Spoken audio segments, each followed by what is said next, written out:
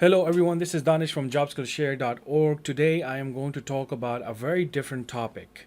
And the topic is dark side of IT support career.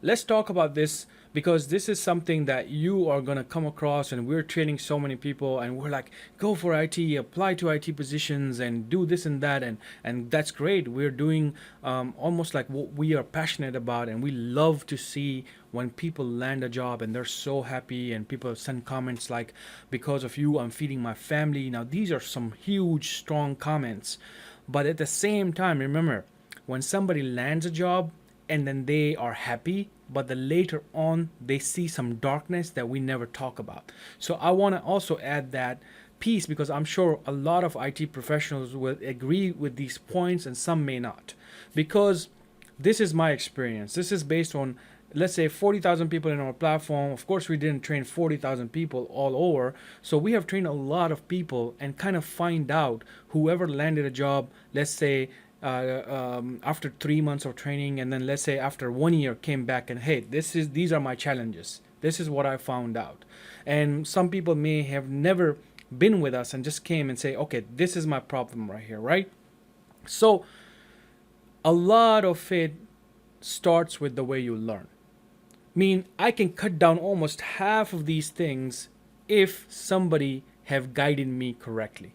What am I saying basically? I'm saying that IT learning right now is a problem.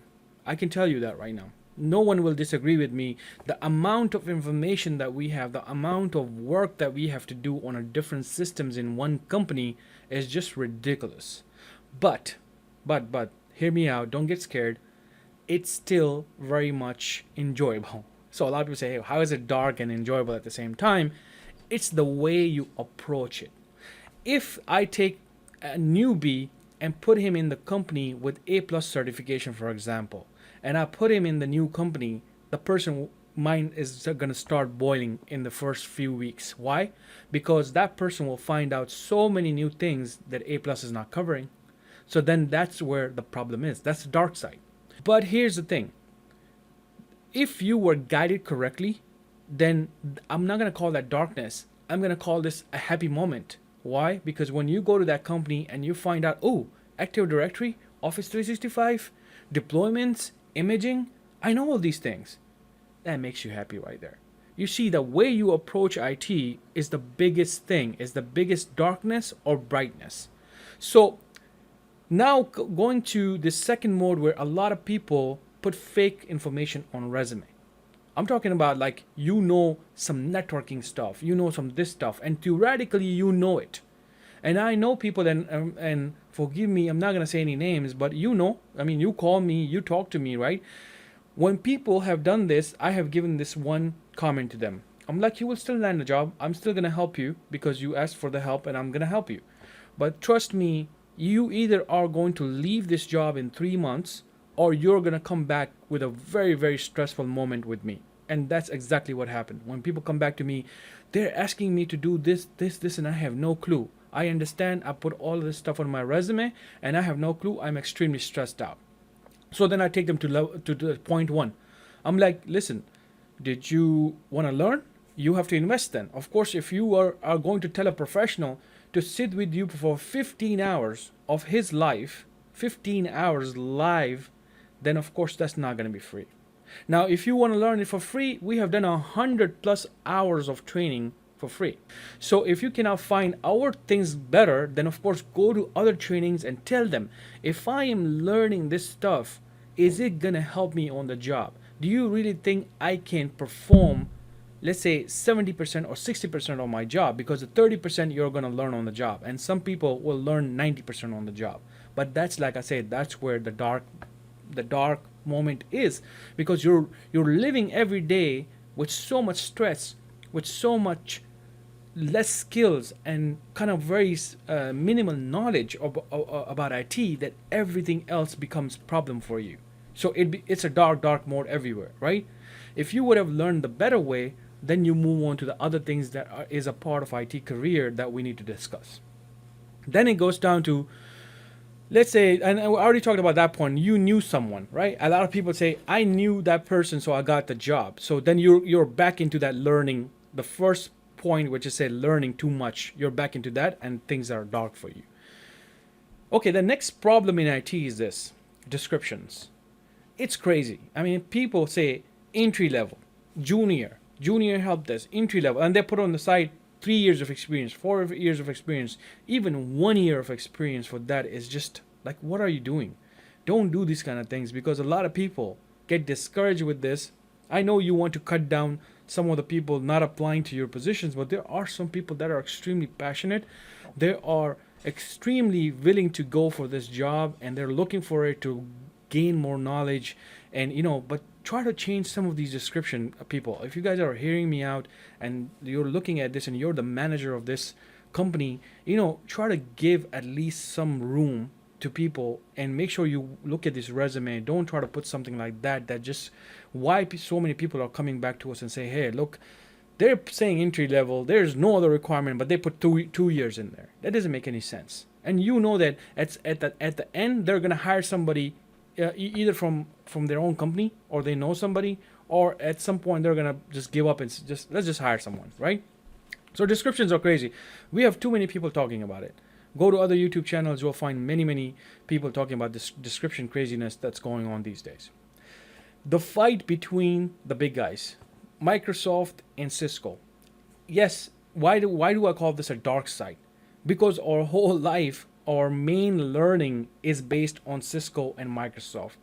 Yeah, there are other people, other big guys in there right now, but that's the main ones. When you try to get into the help desk positions, you're all studying about Microsoft, Windows, all this kind of stuff. Most of it. But when you try to get into networking, then you start hitting some of the Linux stuff in there with it now, and of course the Cisco, its own routers and switches and stuff like that. So when you look into their live sessions or something like that, the last one that I took was Women in IT, so it was from Cisco. So Cisco's talking about only Cisco. I mean, Cisco just telling people to go take the Python and stuff like that. And I'm like, how is that going to help somebody land a help desk job? Are you going to say that Women in IT, specifically Cisco? You should say that. Don't put this huge title and make it so hard for people to now think that I need to learn about Python. You see how they are kind of playing around with people's mind, and I hope they're listening to me, and that's a mistake. They should correct it. They should say that Women in IT, only Cisco jobs. This is, if you do this learning path, then you will land Cisco type of jobs. But if you are doing some other stuff, then I would have been fine if they said that, oh, you should also go for some kind of A+ with some real world training, so then your job landing ability is more broader than Cisco. You probably land a job with a help desk in any company, IT support or something like that. Then I would have said, yeah, that's pretty great points right there, right? So there's a fight going on between these two. One says that we are the only one that can provide you the whole network solution, and another says that we are the only one. And in the middle, when you land a job as a IT professional, then you get into this dark side of IT where you find out that, wow, this whole company is a mixture of Cisco, Microsoft, open source, some of the Cloudflare stuff, some of this stuff, some of that stuff, some of the servers. It's a big mixture of everything. And then you realize that, oh, okay, I need to learn a lot. So what happens with that? Stress. So your stress level is above the roof. So that's the dark side. We cannot deny that. It is a part of our life right now. We're all dealing with it.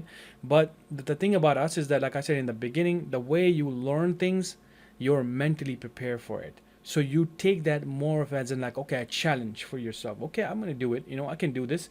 And your skills becoming what? Your skills are growing. When your skills are growing in IT, you act like you are a business basically. To be honest, this is how it works. Because in the beginning, you have no skills. So you're very much relying on that job. You don't want to lose that job. But the more you learn skills and the more you learn the mixture of different skills, then you start to realize your own value. This is why a system administrator who's making 90K or 100K or 120K will never go down. The reason for that is that this person knows that he or she have a lot of skills. That skills are talking. Because all of these people at the end are going to hire you based on that skills level. So that's where then you need to really focus on.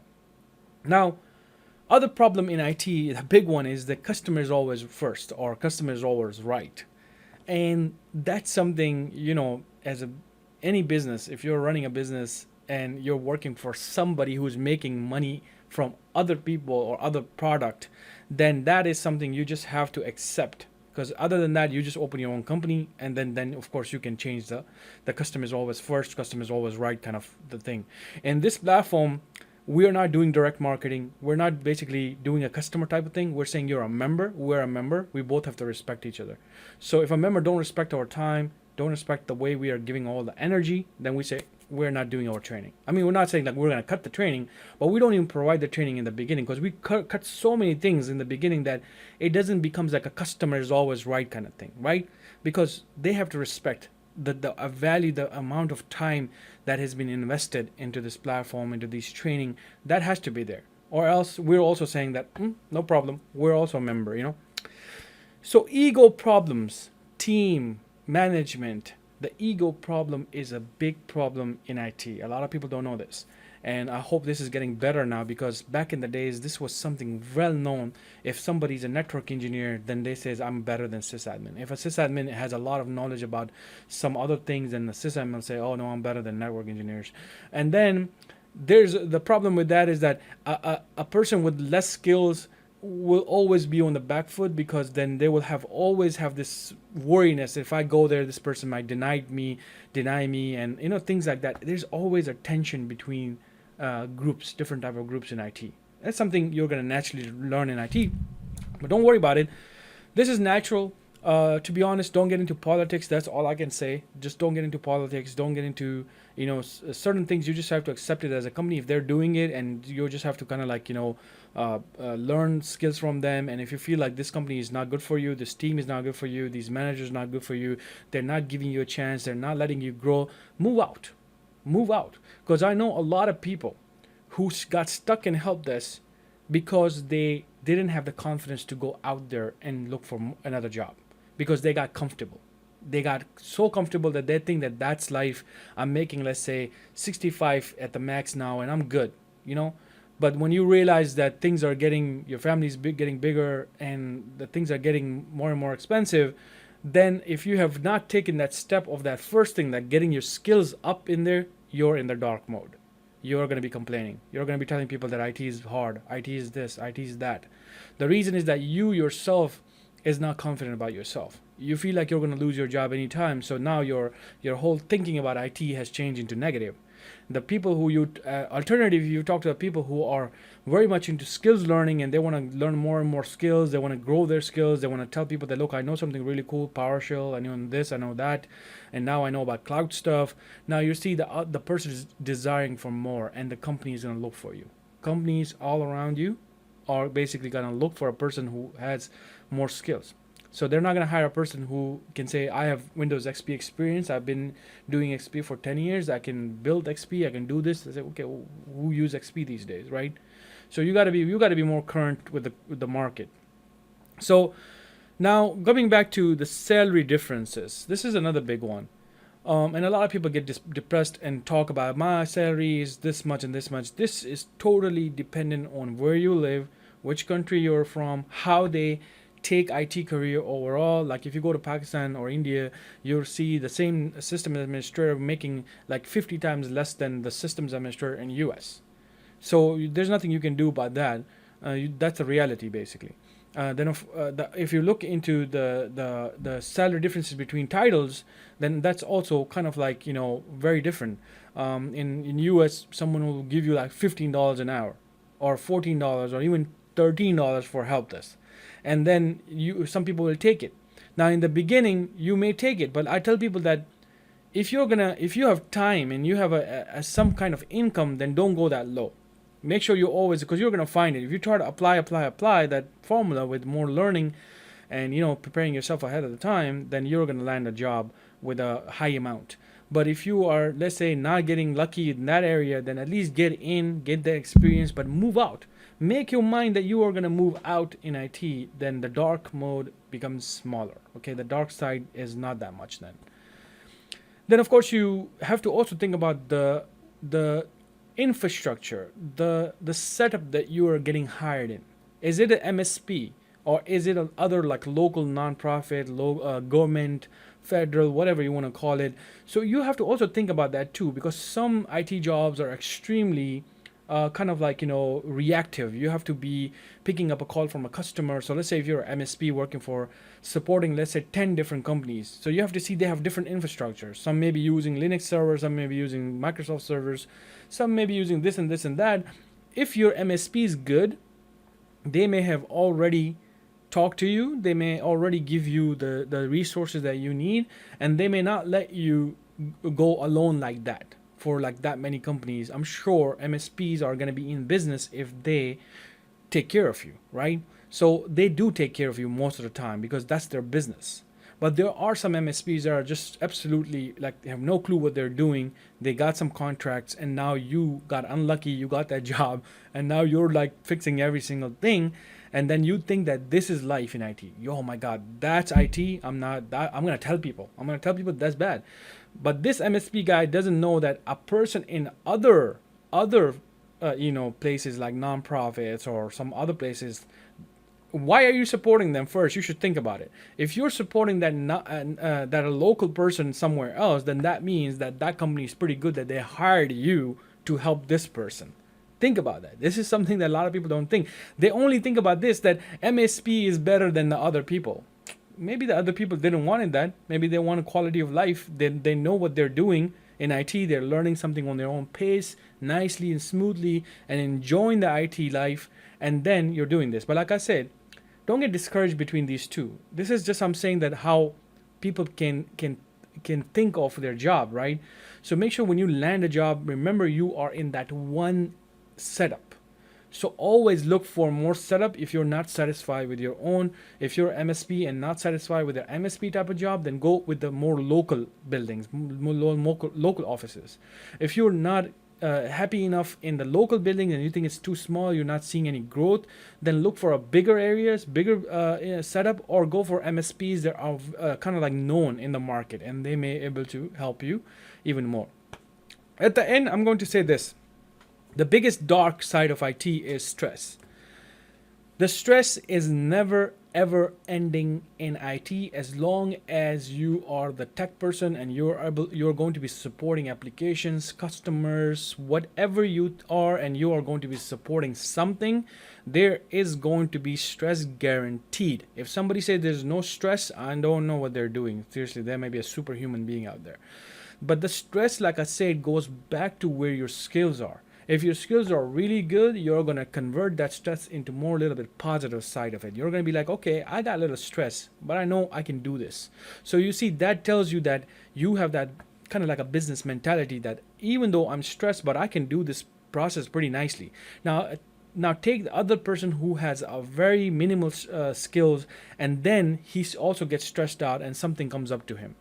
So then his reaction to IT career is going to be like, oh, IT is very bad. I always stressed. I cannot resolve anything. Too many new stuff. So you see, that's the biggest difference between a person who is skillful and trying to learn more things and versus a person who is a little bit lazy, not learning a lot, and thinking that that's my life. I'm just gonna take it as is and not proactively seeking solutions.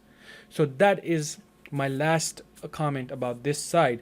I'm sure this is not like a lot of people may look at the title and say, oh, dark side of IT career. What is he going to say? Everything is bad. Most of it, I kind of gave you a solution. Learn IT the smart way. Ditch the hard way. Remember this. This is 2020. If someone say, no, you got to go back to the old way. You got to pick up the whole thing. You got to do the whole packet tracer thing to make sure you understand every single theory in the whole world about IT, then honestly, I don't know. I don't have any answer for you. I mean, if you really want to get into that level of learning, you are that person who have to master every single thing in IT, which I think 99.9% you're going to fail if you try to do that as a new person. But that's my suggestion. That's my thinking, because that's how I see my students getting failed when they get into so much details, trying to master something so small, so specific. Then I tell them, in your job, do you really think that's going to be even an issue? So why are you spending in learning? Why are you spending 5 days on something that took you 5 days? You wasted your 5 days because I gave you access to, let's say, a server for 5 days. You wasted that access. So you see, it already converted into negative. So I tell people that don't get into mastery level in the beginning. Think about it when you land a job, analyze your infrastructure, the company, and then go for it. Go for learning more skills. Now, I'm not saying to go blindly for these jobs. Try to understand. Like I said, smart learning is different than just you going blindly. So that will be my last comment. If you have any questions, if you have something more about this career, please put it in the comment. Whether you agree or disagree, that's your. We're gonna love to hear that because a lot of people want to know your experience on this too. Thank you.